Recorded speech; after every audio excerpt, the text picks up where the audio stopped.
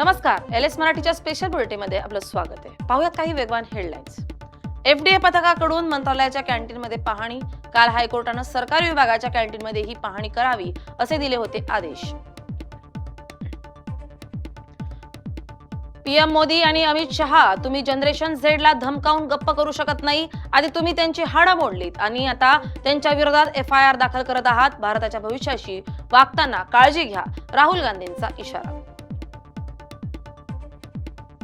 3500 फूट खोल दरीत झिपलाईनवर पर्यटक अडकला। नंदुरबारच्या तोरणमाळच्या सीताखाई पॉइंटवर थरारक रेस्क्यू, कर्मचाऱ्यांनी वाचवला पर्यटकाचा जीव।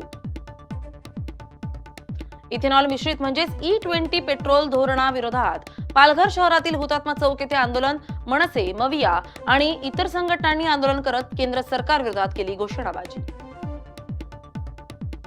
दोन्ही शिवसेना अभिजित दिपके यांच्या प्रेमात, शिरसाट बच्चूकडून पाठोपाठ खैरे बेठीला ठाकरेंचे दिपके परिवाराला मातोश्रीवर येण्याचं आमंत्रण। लग्नाबाबतही केली चौकशी। महाराष्ट्राच्या आरोग्य व्यवस्थेचे धिंडवडे। कोल्हापुरातल्या एका महाभाग डॉक्टरनं तब्बल 400 महिलांचा बेकायदा गर्भपात केल्याची माहिती। आरोग्य मंत्र्यांच्या जिल्ह्यातच गर्भपातचं रॅकेट उघड। कुंभमेळा नाशकात महाजनांनी लक्ष द्यावं, भुजबळांचं वक्तव्य। एवढं बेकार नाशिक कधीच नव्हतं, छगन भुजबळ यांचं वक्तव्य। नाशिकमध्ये खड्ड्यांचा प्रश्न गंभीर, छगन भुजबळ यांचं वक्तव्य। कुंभमेळा नागरिकांच्या जीवावर बेतता कामा नये असं भुजबळ म्हणतात।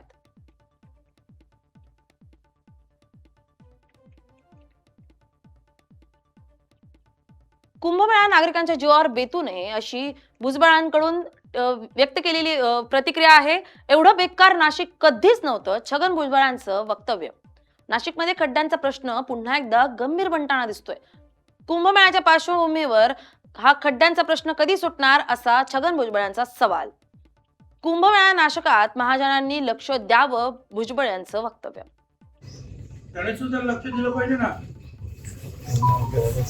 कुंभमेळा आमच्या नाशिकमध्ये व्हायला पाहिजे, पण तो आमच्या मुळावर येता कामा नये।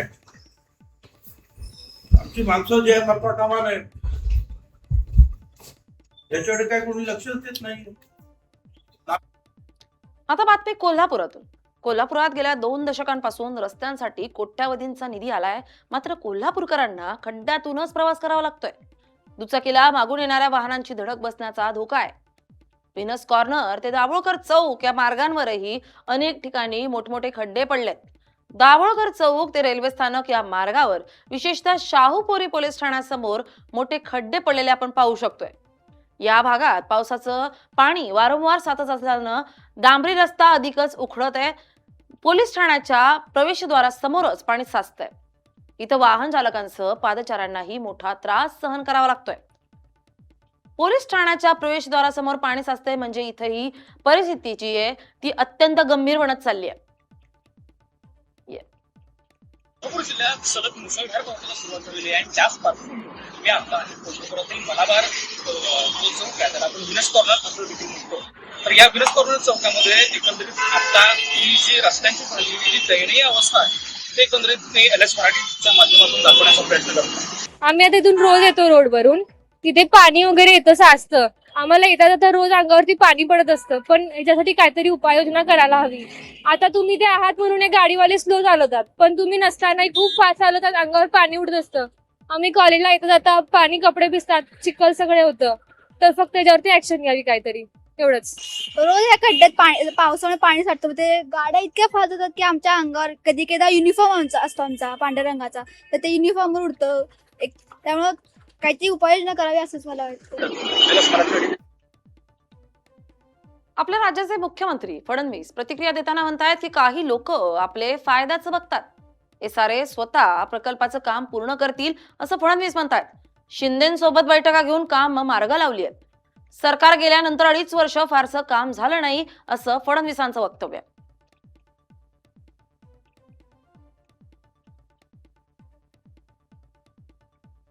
एसआरए स्वतः प्रकल्पाचं काम पूर्ण करेल असं फडणवीसांकडून वक्तव्य करण्यात आलंय। काही लोक फक्त आपल्या फायद्याचंच बघतात असं फडणवीसांनी प्रतिक्रिया देताना म्हटलंय। शिंदेसोबत बैठका घेऊन कामं मार्गी लावली असंही फडणवीस म्हणतात। सरकार गेल्यानंतर 2.5 वर्ष फारसं काम झालेलंच नाहीये। SRA स्वतः हा प्रकल्प करेल, SRA त्याच्यामध्ये पैसा टाकेल, SRA पुनर्वसन करेल आणि SRAच या ठिकाणी हे स्मारक बांधेल हा निर्णय आपण केला. दुर्दैवाने 19च्या शेवटी सरकार गेल्यानंतर जवळपास 2.5 वर्ष या ठिकाणी फारसं काही काम होऊ शकलं नाही. जी काही कारणं राहिली असतील, मला कोणावर टीका करायची नाही, 1-2 बैठका झाल्या पण फारसं काही काम झालं नाही. पुन्हा 24ला शिंदे साहेब मुख्यमंत्री झाले, मी गृहनिर्माण मंत्री झालो आणि या कामाला पुन्हा एकदा आम्ही चालना दिली आणि सातत्याने पाठपुरावा करून याचे सगळे निर्णय आपण करून घेतले. या संदर्भात त्याचा आराखडा असेल, त्याला मान्यता देणं असेल, त्या ठिकाणी टेंडर काढणं असेल, पुनर्वसन असेल. हाही प्रश्न आला की पुनर्वसन करताना अपात्र लोकांचं काय करायचं. त्यावेळी आम्ही निर्णय केला की पात्र असो की अपात्र असो, अण्णाभाऊंचं स्मारक करायचं असेल तर ते स्मारक वंचितांना उद्ध्वस्त करून करता येणार नाही. त्यामुळे प्रत्येकाला या ठिकाणी त्याचं पुनर्वसन. आता बातमी धाराशिव जिल्ह्यातून. धाराशिव जिल्ह्यातील परंडा तालुक्यातील सोनारी येथील जिल्हा परिषद माध्यमिक शाळेतील शिक्षक आणि इतर कर्मचारी पदे तब्बल 4 वर्षांपासून रिक्त आहेत. याच्या निषेधार्थ संतप्त ग्रामस्थांनी शाळेला कुलूप ठोकलाय. विद्यार्थ्यांचे शैक्षणिक नुकसान होत असल्याचा आरोप करत जिल्हा परिषद कार्यालय बेमुदत ठिय्या आंदोलन सुरू करण्यात आलंय. या परिस्थितीचा आढावा घेतलाय आमचे प्रतिनिधी वैभव पारवे यांनी. पाहुयात. परंडा तालुक्यातील सोनारी येथे शिक्षकांना अभावी शाळा जी आहे ती बंद पडण्याच्या मार्गावरती आहे आणि आता आपण पाहिलं तर हेच विद्यार्थी आहेत, ते सोनारी येथील विद्यार्थी आहेत आणि त्यांनी जिल्हा परिषदेचे मुख्याधिकारी यांच्या दालनामध्ये जे आहे ती शाळा भरून जे आहे ते आंदोलन सुरू केलेलं आहे. आपण विद्यार्थी पाहता या ठिकाणी विद्यार्थी मोठ्या प्रमाणात जमा झालेले आहेत. शिक्षक नसल्या कारणाने त्यांनी या ठिकाणी जे आहे ते आंदोलन सुरू केलेलं आहे. आपल्यासोबत बोलण्यासाठी काही विद्यार्थी आहेत. आपण त्या विद्यार्थ्यांना विचारू की नेमका काय प्रकार आहे. दादा, काय सांगशील, का आंदोलन सुरू केलंय? आमच्या शाळेला 4 वर्ष झालं शिक्षकच नाही. कोणत्या विषय? गणित विज्ञान या मेन विषयाकरिता शिक्षक नाही. त्यामुळे आमच्या शाळेतले विद्यार्थ्याचे भविष्य बिघडत आहे. त्याच्यामुळे आम्ही काल शाळेला कुलूप लावले आणि आज उस्मानाबाद या ठिकाणी आलेलो आहोत. जवळचं शिक्षक येत नाही तोवरचं आम्ही इथून जाणार नाहीत. 4 वर्ष झालं शिक्षक नाहीत. मग तुमच्या अभ्यासाचं नियोजन कसं होतं? शिक्षक आमचे तात्पुरत्या स्वरूपात देतात, 1 ते 2 महिन्याकरिता शिक्षक देतात व पुन्हा वापस जातात. 4 वर्ष झालं आम्ही शिक्षक मागतोय. 1 महिन्यासाठी शिक्षक नेमणूक करतात. महिना झाला की शिक्षक आपापल्या सोयीनुसार निघून जातात. तर हे असं किती दिवस चालणार? 28 तारखेला आम्ही येऊन निवेदन दिलंय शिव मॅडमला, शिक्षणाधिकारी साहेबांना. त्यांचं म्हणणं करू, नेमणूक करू. आजपर्यंत करणं गरजेचं होतं. आम्ही वाट पाहिली सकाळपर्यंत, पण आम्ही सकाळी निघलो. म्हणलं हे असं काय होणार नाही, आपण गेल्याशिवाय काय ते होणार नाही. आता या स्पर्धेच्या युगात या पालक या नात्यांनी अतिशय आम्हाला भीती वाटायला लागली लेकरांच्या शिक्षणाची. या स्पर्धेच्या युगात आमची विद्यार्थी टिकतात का नाही? मी वैभव. आता भारतीयांसाठी क्रीडा क्षेत्रातून एक मोठी आनंदाची बातमी. भारताच्या दिलीप गावितनं ग्लासगो राष्ट्रकुल क्रीडा स्पर्धेत पॅरा ॲथलीट 100 मीटर शर्यतीत सुवर्ण पदक जिंकणारा पहिला धावपटू होण्याचा मान मिळवलाय. दिलीप स्पर्धेविषयी सांगतो की मी मागे होतो, पण माझ्या प्रशिक्षकाचे शब्द आठवून मी शेवटच्या 30 सेकंदात वेग वाढवला आणि जिंकलो. जिंकायचं बस 100 मीटर इव्हेंट करून मला चांगलं वाटलं. गोल्ड में आपल्या देशाचा तिरंगावरती गेला, चांगलं वाटतं मला. काही करून आपल्याला जिंकायचं, आपल्या देशाच्या तिरंगावरती न्यायचंय. मग लास्टचे 30 मीटर होते राहिले, ते मनात एकच होतं की जिंकायचं बस. या आपण काही पाहिल्या सविस्तर बातम्या. आता पाहूयात काही विशेष घडामोडी. पुण्यात भाजप नगरसेविकेनं शाळेतील लहान विद्यार्थ्यांकडून पाय पुजले. भाजप नेते अशा विषयावर बोलणार आहे की नाही? तुमच्या नगरसेवकांनी शहराचं वाटोळं केलंय, रुपाली ठोंबरेंची टीका. पुण्यातील चाकण शिक्रापूर महामार्गावर पहाटेपासूनच प्रचंड वाहतूक कोंडी. महामार्गावर एक ट्रक बंद पडल्यामुळे तब्बल 10 ते 12 किलोमीटर पर्यंत वाहनांच्या रांगा.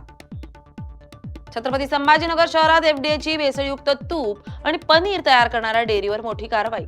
या कारवाईत 299 किलो तूप, 199 किलो क्रीम, 174 किलो पनीर आणि 278 किलो रिफाइंड सोयाबीन तेल जप्त.